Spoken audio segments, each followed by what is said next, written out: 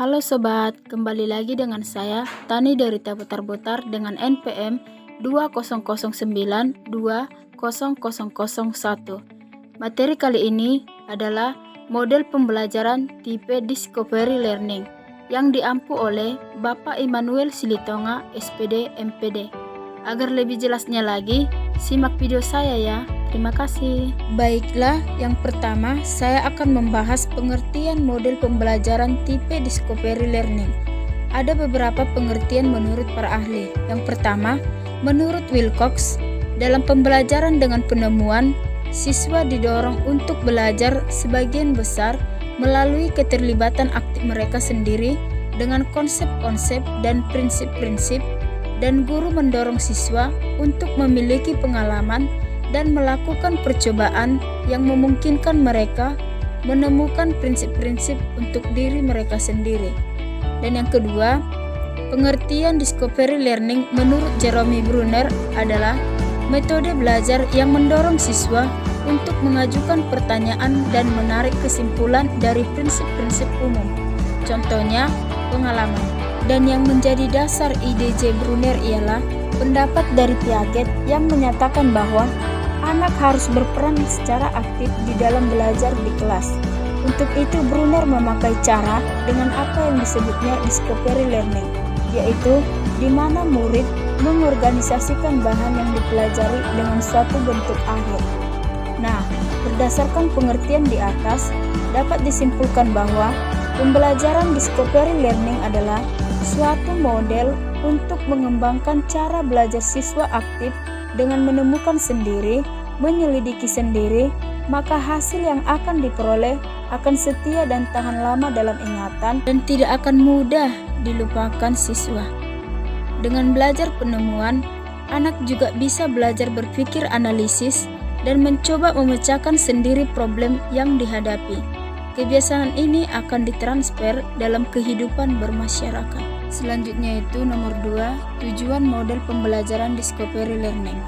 Menurut Bell pada tahun 1978, ada beberapa tujuan spesifik dari pembelajaran dengan penemuan, yakni sebagai berikut. Yang pertama, dalam siswa memiliki kesempatan untuk terlibat secara aktif dalam pembelajaran. Kenyataan menunjukkan bahwa partisipasi banyak siswa dalam pembelajaran meningkat ketika penemuan digunakan. Dan yang kedua, melalui pembelajaran dengan penemuan, siswa belajar menemukan pola dalam situasi konkret maupun abstrak. Juga siswa banyak meramalkan informasi tambahan yang diberikan. Dan yang ketiga, siswa juga belajar merumuskan strategi tanya jawab yang tidak rancu dan menggunakan tanya jawab untuk memperoleh informasi yang bermanfaat dalam menemukan. Dan yang keempat, pembelajaran dengan penemuan membantu siswa membentuk cara kerjasama yang efektif, saling membagi informasi, serta mendengar dan menggunakan ide-ide orang lain. Dan yang kelima, terdapat beberapa fakta yang menunjukkan bahwa keterampilan-keterampilan, konsep-konsep, dan prinsip-prinsip yang dipelajari melalui penemuan lebih bermakna. Dan yang terakhir, keterampilan yang dipelajari dalam situasi belajar penemuan dalam beberapa kasus lebih mudah ditransfer untuk aktivitas baru dan diaplikasikan dalam situasi belajar yang baru. Selanjutnya itu, langkah-langkah penerapan model pembelajaran tipe Discovery Learning. Yang pertama itu, stimulation atau pemberian rangsangan. Pada tahap ini, siswa dihadapkan pada sesuatu yang menimbulkan tanda tanya, kemudian dilanjutkan untuk tidak memberi generalisasi agar timbul keinginan untuk menyelidiki sendiri. Dan yang kedua, problem statement atau pernyataan identifikasi masalah. Setelah dilakukan stimulasi, langkah selanjutnya adalah guru memberi kesempatan kepada siswa untuk mengidentifikasi sebanyak mungkin agenda-agenda masalah yang relevan dengan bahan pelajaran. Kemudian salah satunya dipilih dan dirumuskan dalam bentuk hipotesis atau jawaban sementara atas pertanyaan masalah menurut Xia pada tahun 2004 halaman 244. Yang ketiga, data collection atau pengumpulan data.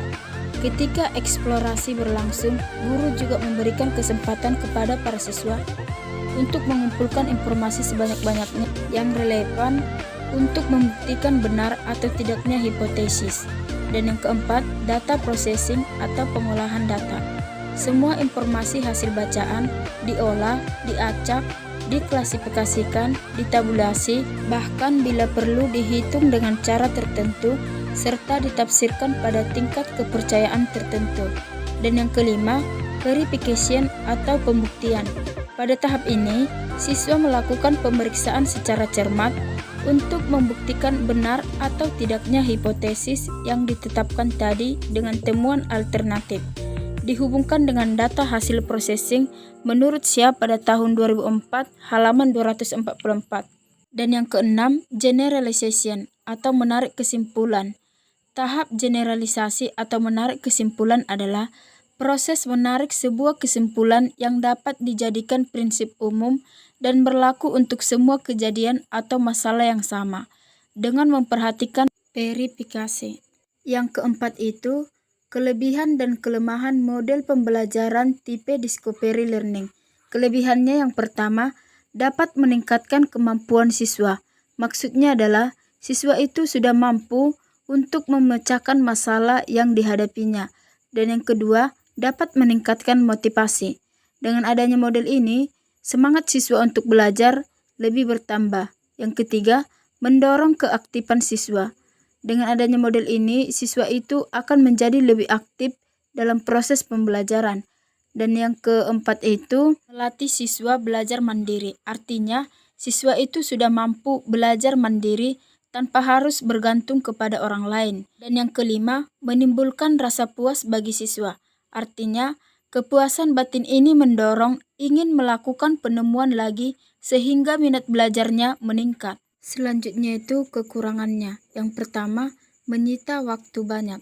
Artinya, guru dituntut mengubah kebiasaan mengajar yang umumnya sebagai pemberi informasi menjadi fasilitator, motivator, dan pembimbing siswa dalam belajar.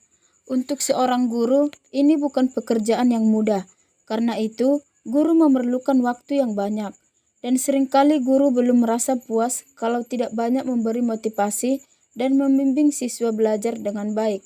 Dan yang kedua, menyita pekerjaan guru. Dan yang ketiga, tidak semua siswa mampu melakukan penemuan. Dan yang kelima, tidak berlaku untuk semua topik. Selanjutnya itu, strategi-strategi model pembelajaran tipe discovery learning. Dalam pembelajaran dengan penemuan, dapat digunakan beberapa strategi. Strategi-strategi yang dimaksud adalah sebagai berikut. Yang pertama, strategi induktif. Strategi ini terdiri dari dua bagian. Yang pertama, bagian data atau contoh khusus dan bagian generalisasi atau kesimpulan. Dan yang kedua, strategi deduktif. Dalam matematika, metode deduktif memegang peranan penting dalam hal pembuktian, karena matematika berisi argumentasi deduktif yang saling berkaitan, maka metode deduktif memegang peranan penting dalam pengajaran matematika. Demikianlah materi yang bisa saya jelaskan tentang model pembelajaran tipe discovery learning. Lebih kurangnya saya mohon maaf. Semoga video saya ini dapat bermanfaat. Sekian dan terima kasih.